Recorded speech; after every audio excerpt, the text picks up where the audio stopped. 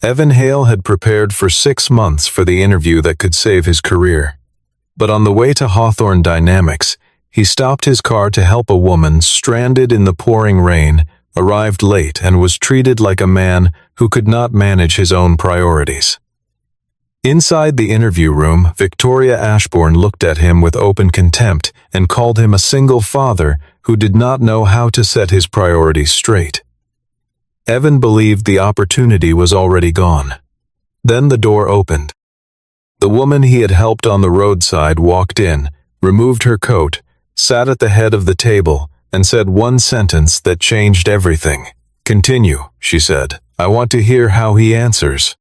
If you like stories where kindness gets dismissed and then comes back to change everything, hit subscribe and stay until the end. At 6:20 that morning, Evan was already awake, reading through his notes for the third time. He had been out of work for nearly 4 months, ever since the logistics company where he had spent 9 years restructured its operations division and eliminated his role along with dozens of others. The interview at Hawthorne Dynamics was not an ordinary opportunity. It was, as far as Evan could tell, the only real chance he had seen in months to put his career back on the track he had spent his whole adult life building. He had studied the company for weeks, reading through quarterly reports, distribution summaries, and public statements from the executive team, until he understood the shape of their business better than most people who worked there. He had even built a rough proposal addressing one operational weakness he suspected the company was quietly struggling with, though he had no way of confirming it until he was in the room. He put on the same charcoal suit he had worn to his last 3 interviews, pressed and brushed the night before, because it was the only one that still fit the way he wanted it to fit. Before he left the apartment, he checked the schedule for picking up his son that evening, sent a short message to the sitter, and then closed his phone and did not open it again until the interview was over. He gave himself 45 extra minutes of travel time, more than he thought he would ever need, because he had promised himself there would be no excuses today, no matter what. The apartment was quiet, in the particular way it only got before sunrise, before his son woke up asking for cereal, or a missing shoe, or help finding a permission slip that had been sitting on the counter for a week. Evan had built his whole routine around protecting mornings like this one, the mornings that mattered, and he had learned over 4 months of searching exactly how fragile that protection could be. A single delayed bus, a single missed alarm, a single unexpected phone call from the school, and an entire day's plan could unravel before it even started.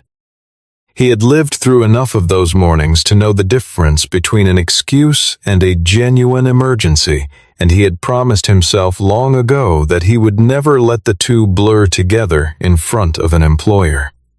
It was a quiet form of discipline that no resume line could ever capture, the discipline of building redundancy into a life that had very little room for error. He thought briefly about the version of himself that had walked into interviews 5 years earlier, before the layoffs, before the long stretch of rejection letters and unanswered applications, before he understood what it felt like to explain a gap in employment to a stranger holding a folder. That version of him had never worried about arriving early enough to prove he belonged in a room. He had simply belonged. Now every interview carried the low hum of something to prove, and Evan had grown almost used to walking in already several steps behind, already braced for a question about the gap, already rehearsing an answer that sounded confident without sounding defensive. It was exhausting in a way that rarely showed on his face, and he had gotten very good at not letting it show.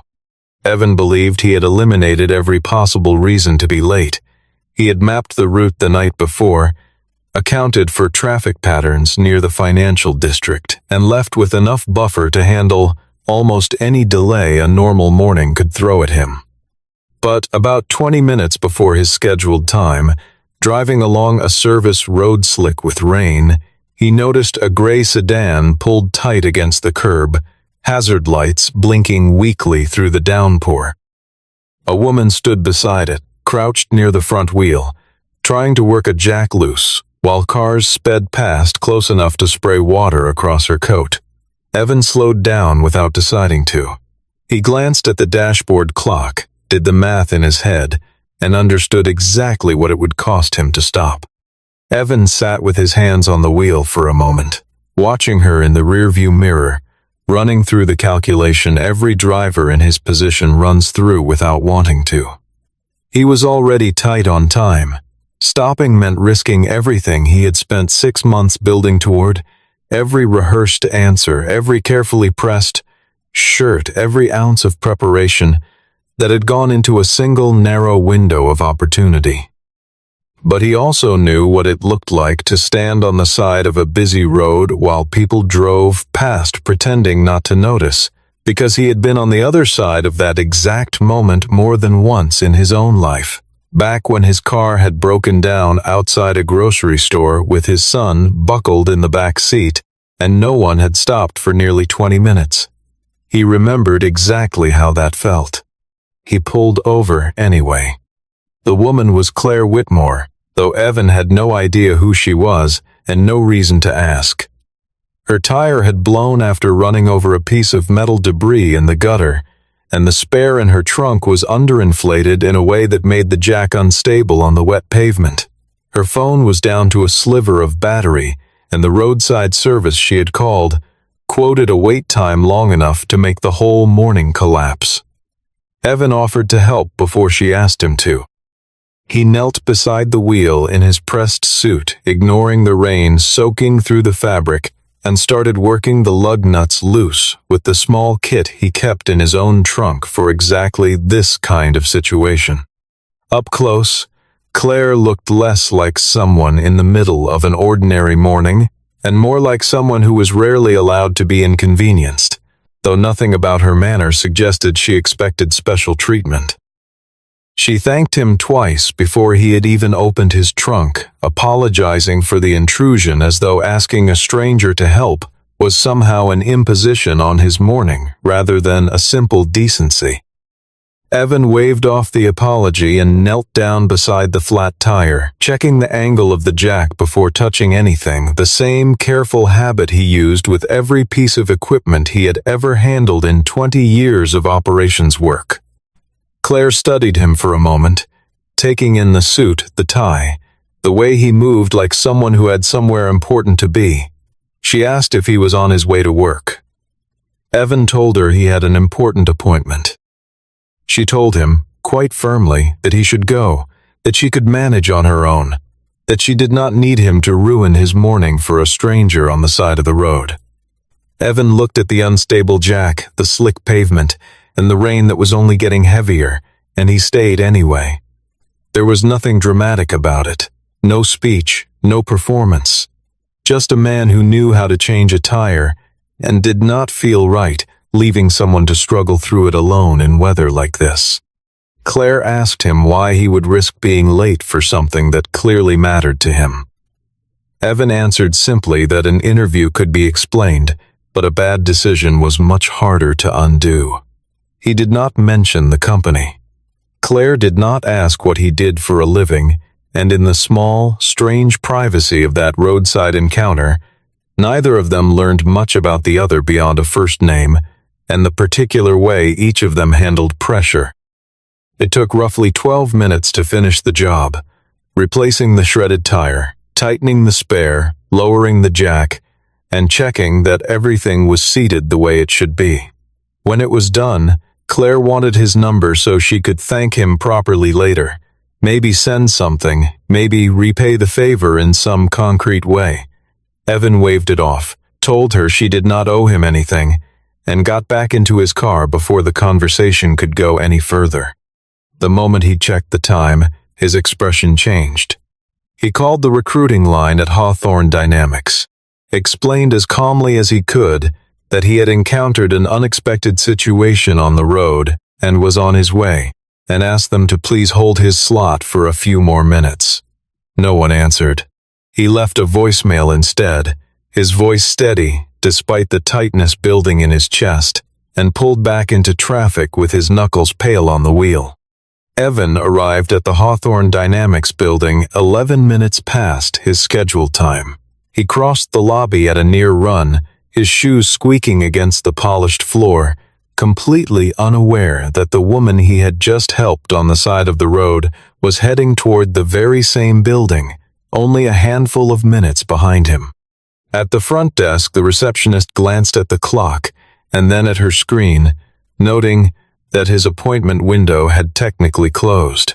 Evan explained calmly what had happened and mentioned that he had called ahead, but before the receptionist could respond, Victoria Ashbourne happened to be crossing the lobby with her assistant close behind.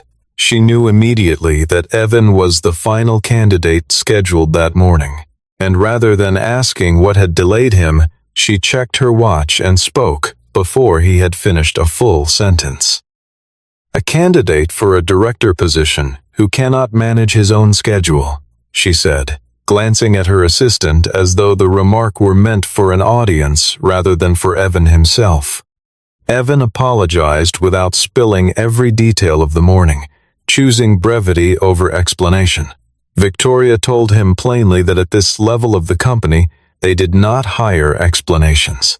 She flipped through the folder her assistant handed her, scanning his resume, and paused on the gap in his employment history along with a note from Human Resources referencing a prior request for flexible scheduling tied to family responsibilities. She asked, almost too casually, whether he was still a single father. Evan confirmed it without elaborating. Victoria offered a thin, controlled smile and said that must make his schedule complicated already, which made this particular morning all the more concerning. It was a small remark, delivered lightly, but it did exactly what it was designed to do. It turned the fact that Evan was raising a child alone into evidence against his competence, folding his personal life into a mark against his professional judgment before he had even sat down. Victoria mentioned, almost as an afterthought, that the candidate before him had arrived 25 minutes early. She called it executive discipline, the kind of quality Hawthorne Dynamics expected from someone being considered for a director role. Evan did not raise his voice or argue the point. He simply asked for 10 minutes in the room and told her he would let his work speak for itself. Victoria looked ready to cancel the interview outright, but Nolan Briggs, the chief financial officer standing nearby, pointed out that Evan had made the effort to arrive and that the process deserved to run its course. Victoria agreed, reluctantly, and gestured toward the conference room down the hall. Evan walked into that room already feeling as though a verdict had been reached before a single question had been asked. He took the seat offered to him, set his folder down on the table with deliberate care, and reminded himself of something his old operations director used to say during the worst weeks of a supply chain crisis, back when half the warehouse floor seemed to be on fire at once. Control what you can control. He could not control the traffic, the rain, the stranded car, or the impression already forming in Victoria Ashbourne's mind before he had said a single word about his qualifications. What he could control was how he answered the next hour of questions, and he decided, quietly, that he would let his answers do whatever convincing needed to be done. It was not confidence exactly.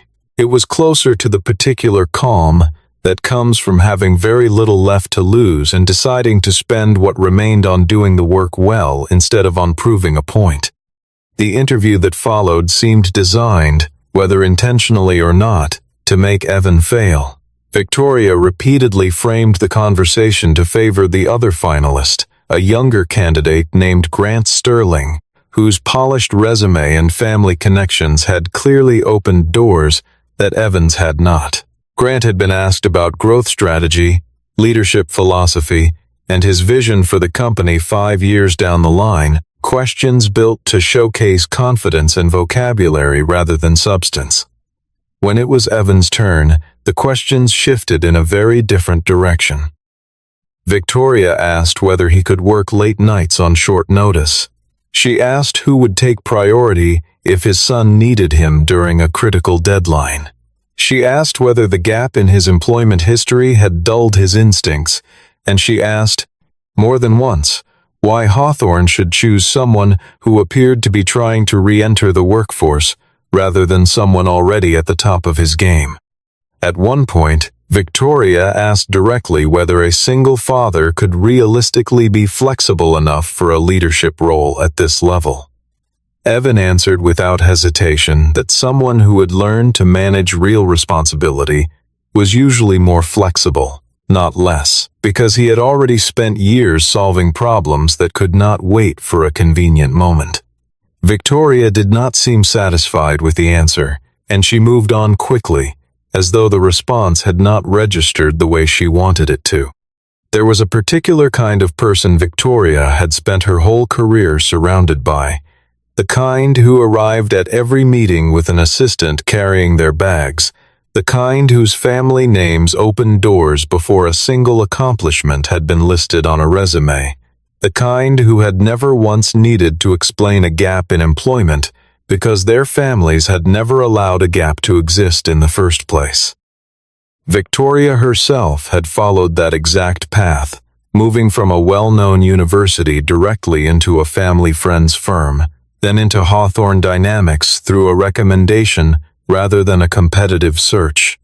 She had built her entire understanding of leadership around presentation, credentials, and the particular ease that came from never having to fight for a single opportunity, and she genuinely believed that ease was itself a kind of qualification.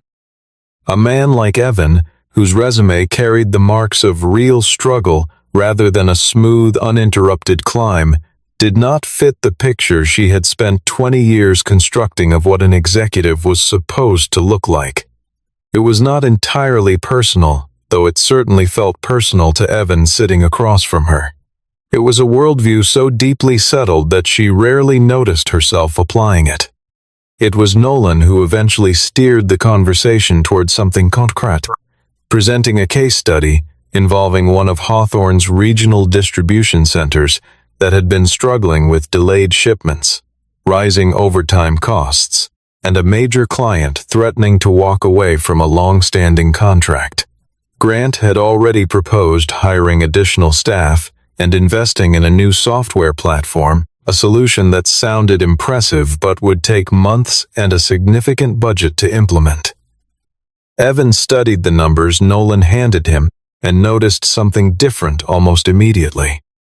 The real problem was not a shortage of people. It was a conflict in the truck scheduling and a shift handoff process that left workers idle during slow windows and overwhelmed during peak ones. He pointed out 3 specific time blocks where the bottlenecks were occurring, noted that staffing during the slower windows was actually excessive, and calculated that the approval process for outbound shipments was adding an average delay of 47 minutes per load. Nolan leaned forward, visibly interested for the first time that morning. Victoria cut in immediately, insisting that Hawthorne did not need a supervisor's fix for a director's role.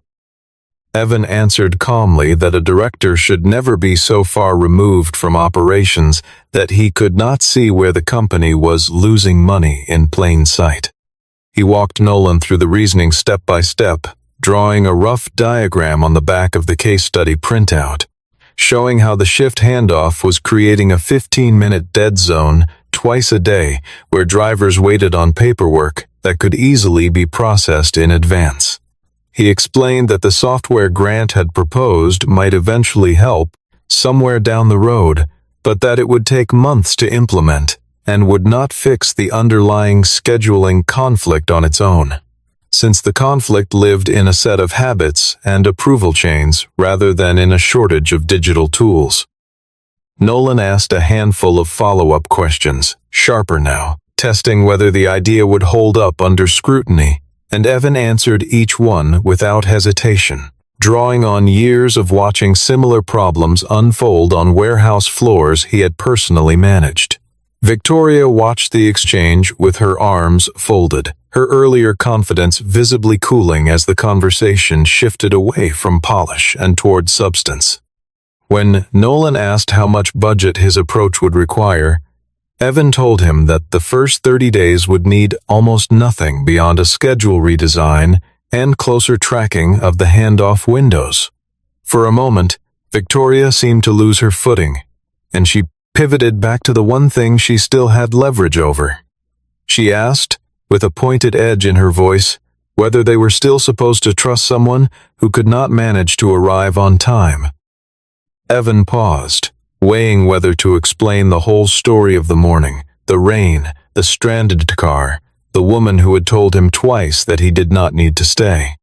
Before he could decide, the door to the conference room opened. Claire Whitmore walked in, her hair dried now, her rain-soaked coat replaced by a tailored blazer, carrying herself with an entirely different presence than the woman Evan had knelt beside on the roadside less than an hour earlier. Everyone in the room rose to their feet almost reflexively. Victoria's expression flickered with surprise as she said they had not expected her to join this particular round. Evan looked at the woman standing at the doorway, then at the empty chair positioned at the head of the table, and understanding settled over him slowly, like a piece finally locking into place. Victoria made the introduction in a voice that had lost some of its earlier confidence. "Evan Hale," she said, "this is Claire Whitmore, Chief Executive Officer of Hawthorne Dynamics." Claire looked directly at Evan and said simply that they had already met. The room went quiet in a way that felt almost physical. Victoria's composure cracked for just a moment before she tried to recover, suggesting that if the two of them had already crossed paths, perhaps that explained his tardiness after all. Claire turned toward her and pointed out, evenly, that only minutes earlier Victoria had insisted the reason for his lateness did not matter at all. It was the first real reversal of the morning, and it landed hard. Claire crossed the room and took the seat at the head of the table, setting down a slim folder of her own, and for a moment nobody spoke at all. Evan searched her face for some sign of the woman he had knelt beside in the rain less than an hour earlier, and found her there, though carried now with an entirely different kind of authority, the practiced stillness of someone who had learned to command a room without raising her voice. She did not smile at him in a way that suggested favoritism, and she did not avoid his eyes either. She simply looked at him the way she might look at any candidate she was meeting for the first time in a professional setting, which was, in its own way, more respectful than anything Victoria had offered him all morning. But Claire did not walk in and hand Evan the job out of gratitude, and that restraint mattered more than anything else in the scene. She made it clear in front of everyone that she had no idea how Evan performed professionally. She only knew why he had been late that morning, and because of that, she wanted the rest of the interview evaluated fairly, on its own merits, without either bias working against him or sympathy working in his favor. It kept Evan's position honest. He was not being carried by the CEO's goodwill. He was simply being given the chance to be judged on equal footing for the first time all morning. Still shaken from the loss of control, Victoria shifted her approach. She acknowledged that kindness was admirable, but reminded the room that they were selecting someone to manage hundreds of millions of dollars in operations, not handing out an award for good character. Claire's response was brief. She told Victoria to continue the interview. Victoria pressed forward with a harder scenario, clearly hoping to expose a weakness that would settle the matter once and for all. But Evan handled the new challenge with the same steady clarity he had shown with the distribution case, walking through the logic out loud so that everyone in the room could follow his reasoning. It turned out that the exact bottleneck Evan had identified minutes earlier was a problem the executive team had been quietly debating for nearly 3 weeks without resolution. Claire recognized the pattern the moment he laid it out, and something in her posture shifted, the polite formality of a stranger giving way to genuine, focused attention. She asked him how long it had taken him to spot it. Evan told her honestly that it had taken about 7 minutes. Working only from the numbers Nolan had handed him cold, Nolan did not bother hiding his surprise. Victoria, for her part, began to understand that the man she had spent the last half hour trying to dismiss was no longer someone she could simply wave away. She had built her career on reading a room quickly, and what she read now was unwelcome. Grant's presentation, still fresh from the earlier session, had been smooth and well-rehearsed, full of the kind of language boards like to hear, but it had not produced a single new insight the executive team did not already possess. Evan, arriving late, soaked from the rain, without a slide deck or a rehearsed opening line, had found something in 7 minutes that a highly paid strategy team had circled around for weeks without resolving. Victoria could feel the balance of the room tilting away from the version of events she had spent the morning constructing, and she did not yet know how to pull it back. The interview did not end with a triumphant hire, because that would have made everything too easy, and nothing about Hawthorne's culture worked that simply. Claire had to leave for a board meeting shortly after the case study discussion ended, and once she was gone, Victoria asked Evan to stay behind for a moment in the hallway. She kept her voice low, almost pleasant, in a way that made the words underneath sting more sharply. She told him not to misread what had just happened in that room. Helping the chief executive change a tire, she said, did not make him an executive himself. Evan told her he had never assumed that it did. Victoria continued anyway, explaining that people on this floor had spent 20 years building the relationships and reputations that put them there, and that no one simply walked in because they happened to meet the right person standing in the rain. It was a quiet, precise kind of cruelty, delivered without raising her voice even once, and it made clear exactly how Victoria viewed the world she had built her career inside of. Evan walked out of the building that afternoon, replaying the exchange in his mind, not because it wounded him in the way Victoria likely intended, but because it clarified something he had already half suspected about how Hawthorne Dynamics worked beneath its polished exterior. There was a version of the company that ran on results, the version Claire seemed to believe in, and there was another version that ran on inherited comfort, the version Victoria had spent 2 decades protecting. He did not know yet which version would decide his future, and there was nothing productive in guessing. He picked up his son that evening, listened to a long, meandering story about a science project involving baking soda and vinegar, and did not mention the interview at all. 2 days later, Evan received an email informing him that Hawthorne Dynamics had decided to move forward with another candidate. Grant Sterling had gotten the position. Evan was disappointed, but he did not call Claire, did not remind her of the favor, did not try to use a rainy morning on the side of a road as leverage for a job he had not yet earned on his own terms. He sent a short, gracious note thanking the hiring committee for their time and closed the door on the matter, at least outwardly. That restraint, more than anything he had said in the interview itself, was the thing that eventually caught Claire's attention. Victoria believed she had won cleanly. Behind the scenes, she had quietly influenced the scoring that determined the outcome, lowering Evan's leadership marks, inflating a category labeled availability risk, and treating his role as a single parent as a legitimate reason to question his long-term commitment to the position. Weeks later, while reviewing a routine hiring summary as part of an unrelated audit, Claire came across a line that stopped her cold.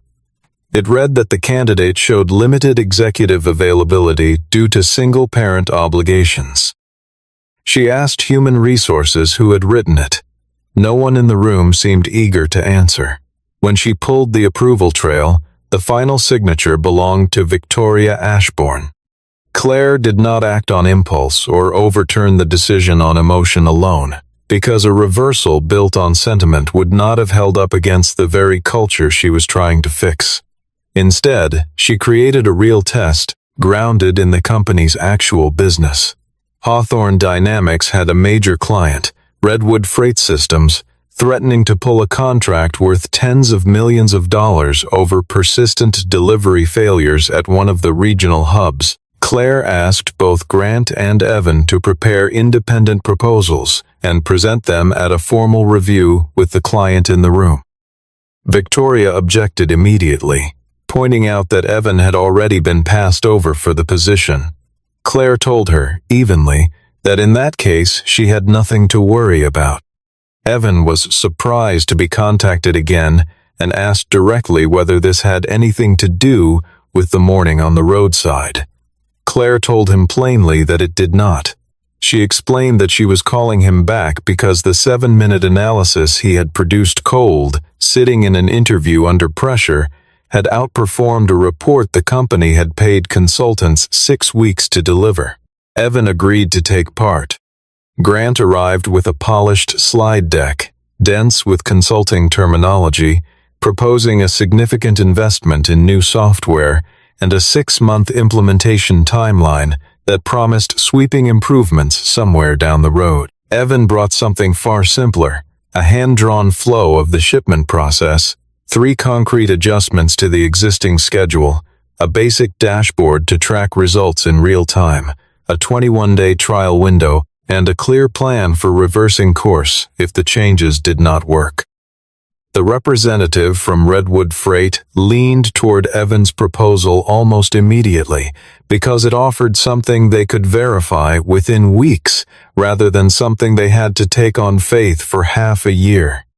Victoria made one more attempt to tilt the room, remarking that Evan clearly had a strong operational mind, but that this particular role required what she called executive presence. The Redwood representative asked, without much patience left in his voice, whether executive presence would get his containers out of the warehouse on schedule.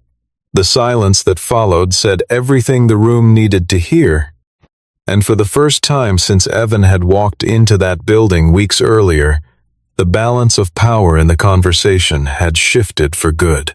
Claire authorized a trial of Evan's plan at the struggling distribution site, bringing him on as a consultant for 30 days before any decision about the permanent role would be made. Victoria remained convinced the plan would collapse under real-world pressure. Over the following 3 weeks, wait times at the facility dropped sharply, overtime costs fell in line with the projections Evan had outlined, and on-time delivery rates climbed high enough that Redwood Freight quietly withdrew its threat to cancel the contract altogether. There was nothing exaggerated about the results. The numbers were simply strong enough to prove that Evan had been right from the very first minute he looked at the data. When the results were presented to the executive committee, Victoria described the improvements as a cross-functional initiative from her own division, barely mentioning Evan's name at all. Evan sat near the back of the room and said nothing, unwilling to fight for credit in front of people he barely knew. Claire, reviewing the presentation, asked a simple question. She wanted to know who had actually designed the new scheduling model. Victoria hesitated, offering a vague answer about a collaborative effort across several teams.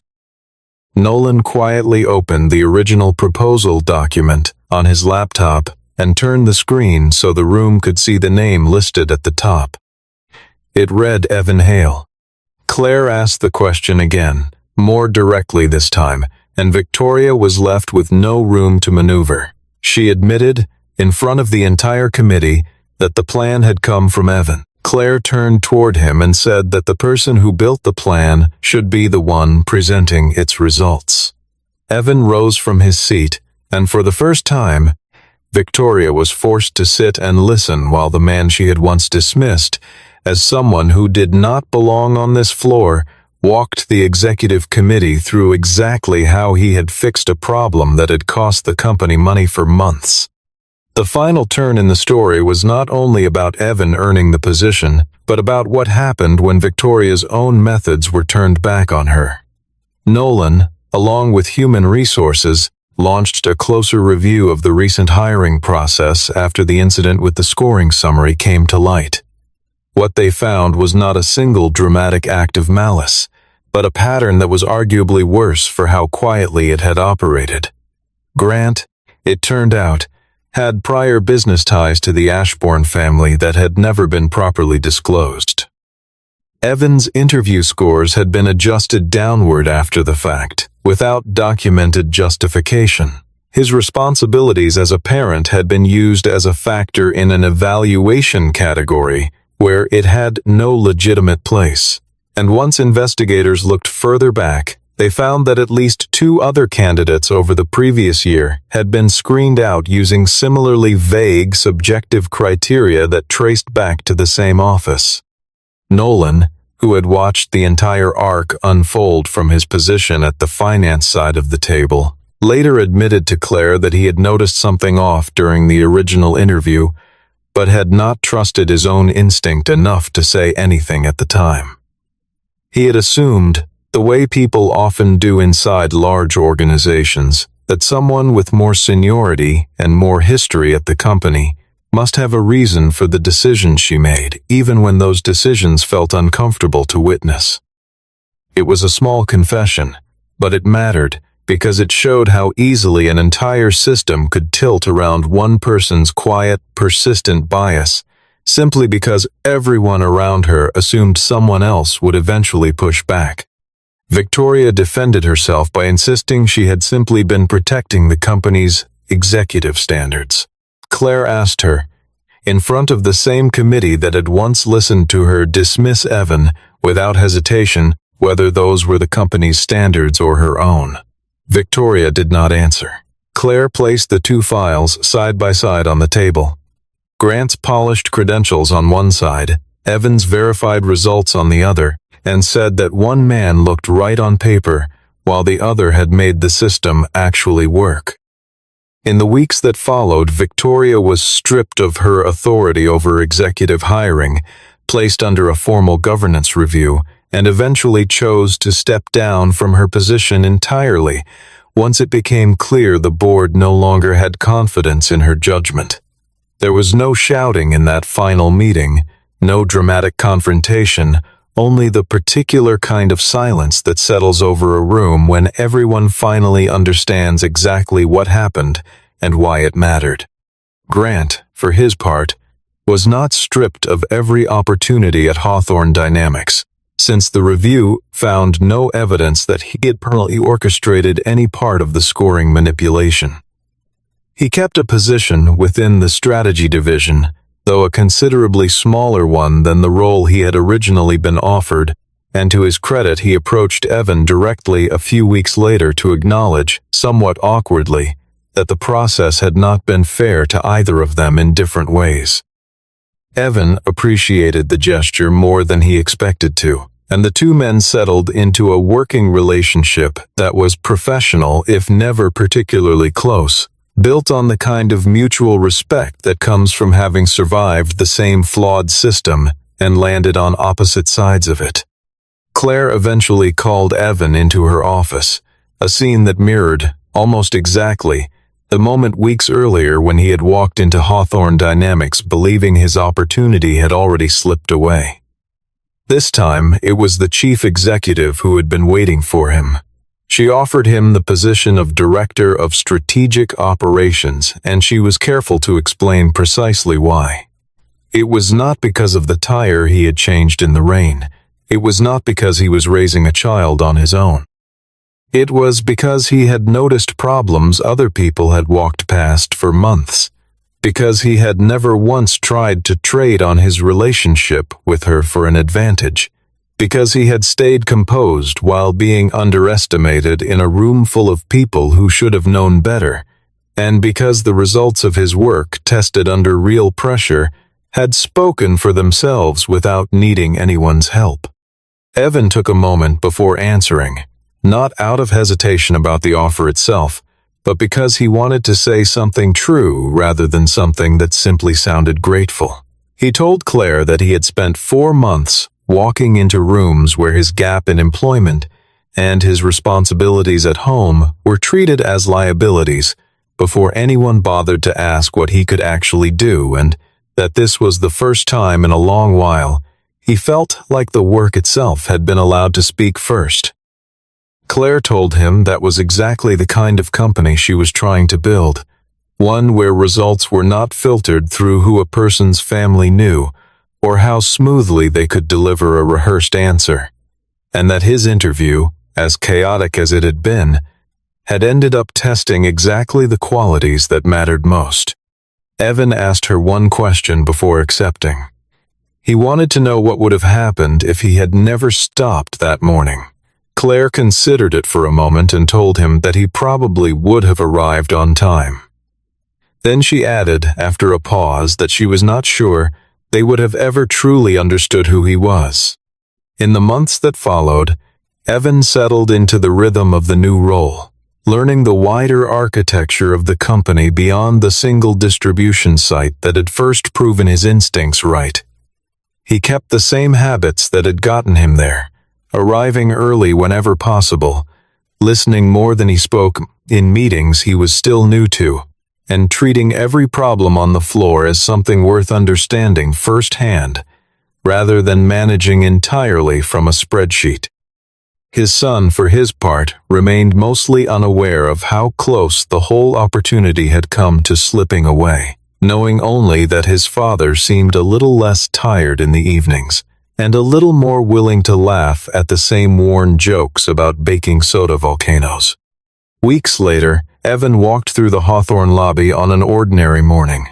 A young job candidate rushed through the doors, visibly flustered, apologizing to the front desk for arriving late. The receptionist began preparing to turn him away. Evan stopped, asked the young man if he had called ahead to explain the delay, and when the answer came back yes, Evan simply said that they should hear him out before deciding who he was. He did not mention Claire. He did not deliver a long speech about second chances. He simply walked on, having quietly changed, in his own small way, the very culture that had once looked at him with contempt. Evan Hale arrived late to the most important interview of his life. But sometimes what reveals whether a person deserves the seat at the table is not whether they walk into the room on time. It is whether they are willing to stop for someone else when no one is watching at all.